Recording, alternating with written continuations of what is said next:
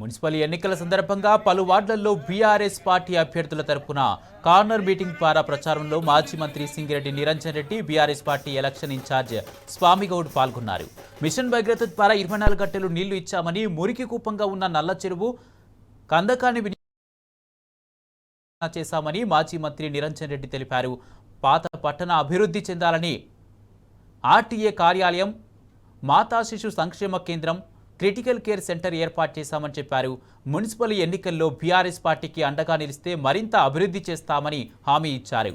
మహిళలకు 2500, ఆసరా పెన్షన్లు 4000, తులం బంగారం, కేసీఆర్ కిట్టు, విద్యార్థులకు స్కూటీలు, ధాన్యానికి బోనస్, గ్యాస్ సబ్సిడీ, రైతులకు రైతు భరోసా, రైతు రుణమాఫీ, రైతు బీమా బకాయిలు చెల్లించకే ఓట్లు వేస్తామని కాంగ్రెస్ పార్టీని నిలదీయాలని పిలుపునిచ్చారు.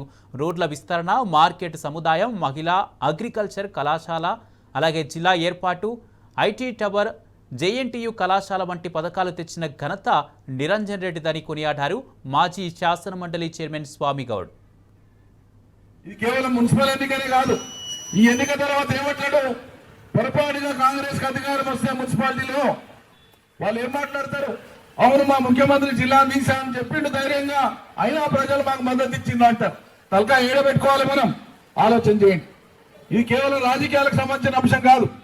ఎంత తపన పడి, ఎంత ఆందోళన చేసిన మనోళ్ళు ఇక్కడ ఉండేవాళ్ళు వనపర్తిని జిల్లా చేయడం ఖాయమని మాట ఇచ్చినాం, జిల్లా చేసి చూపించినాం. ఇవాళ అద్భుతంగా పరిపాలన జరుగుతుంది. మరి ఇలా 10 ఏళ్ల తర్వాత కొత్త పని ఏమైనా చేయరా నువ్వు? కొత్త వనపర్తి జిల్లాకి ఏమైనా నువ్వు ఏమిస్తావో ఇయ్యి. మేము ఇన్ని కాలేజీలు తెచ్చినాం, లేనిదేదని ఉంటే నువ్వు తీసుకొచ్చి పెట్టు.